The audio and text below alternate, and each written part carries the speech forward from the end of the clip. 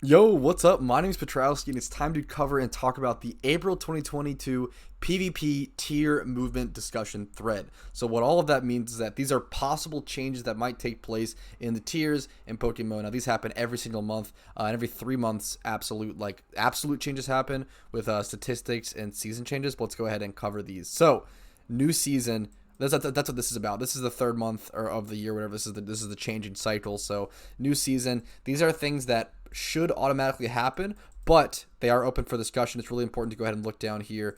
These things may not be final. Remember, this thread is for discussion. These may not be final. They're open to that discussion. We will be concluding our vote during the voting cycle. It's really nice that they really are open to community feedback, as well as they do have a tier council for this game to help discuss really in depth and inner strategies and thought process behind all of this. But anyways, let's go ahead and get into it. So OU is untouched. I really am excited for this whole thread because pretty much this entire thread is about NU, which is really exciting. So OU is untouched. Love to see it. Don't care about that tier.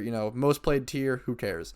Besides everyone. Now, from NU going to UU. So these are all NU Pokemon getting moved up to UU. Gligar. First things first. Gligar is a really interesting one. Gligar is a Pokemon that just got moved down to NU, and I haven't done much testing against it or with it yet, but as soon as I got moved down, I pretty much said this Pokemon could get moved back pretty quickly. I could see that happening. It could be way too powerful for the tier. Eviolite Gligar with Roost just sustains too much. It's just too tanky. It's basically just a better...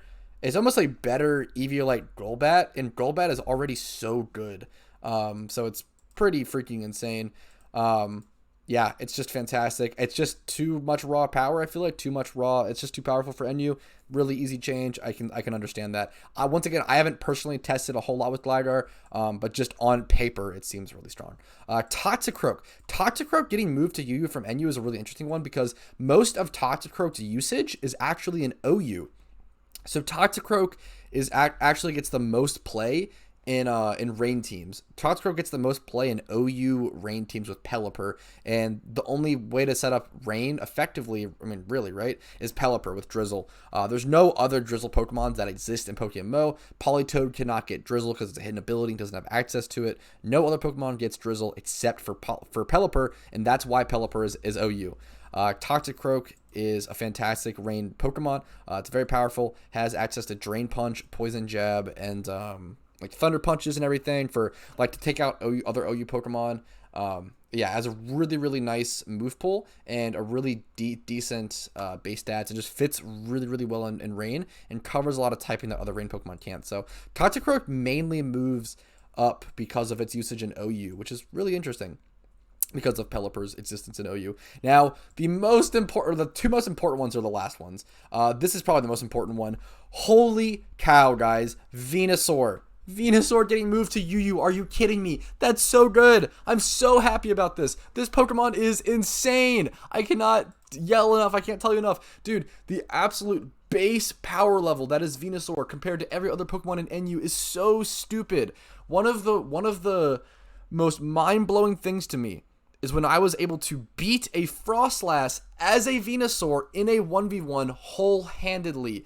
That just really showed me how strong the base powers are, like how much damage Venusaur's Giga Drain does to any Pokemon that doesn't resist it. And even Pokemon that resist it. The other day, I remember doing I remember a Blaziken switching in on my Venusaur and me doing 40% to a Blaziken with Venusaur's Giga Drain. That is insane. It's so much damage, and it's so much sustain, and it's so bulky. It also has a decent speed tier. It's just so Venusaur's so good, dude. It's so powerful. Blaziken's probably better, but dude, Venusaur is so good. Yeah, the Frostlass versus Venusaur thing really blew my mind. Where one day I was playing NU competitive play, I was able to bring in my Venusaur for free against the Frostlass, which shouldn't be a great matchup, but I was pretty backed up against the wall. And what happened was the Frostlass obviously outspeeds me, hit me for an Ice Beam that I think hit me for 64% damage. I was able to return a Giga Drain that did 77%. How disgusting is that in a world where Venusaur can get hit by a super effective move from a Frostlass, train 2v special attack, offensive everything, take 64%, and then return a neutral attack for 77%. That also is a much lower base power. Giga Drain being 75 base power, Ice Beam being 90. That is monument. Both with stab on the situation. It's just that blew, like, statistically that is insane. Really blew my mind. It's just crazy. It's just crazy. Like, that should not be happening. Obviously, Frostlass is a very frail Pokemon, but that's just power level difference. Like, that was so insane. Venusaur should never be able to beat Frostlass in a 1v1 with Ice Beam, right? Like, it's the most powerful offensive option as like a pretty offensive Pokemon or like a lead utility Pokemon. Anyways, next to the next option is going to be Electrode. The next move, the next important thing happening is Electrode moving down to NU from UU. Now, for those who don't know, Electrode has bounced back between NU and UU for a while now. Electrode is much more powerful than you would realize. So I think when most people think of Electrode, they think of maybe like Rain Dance setting, which is decent.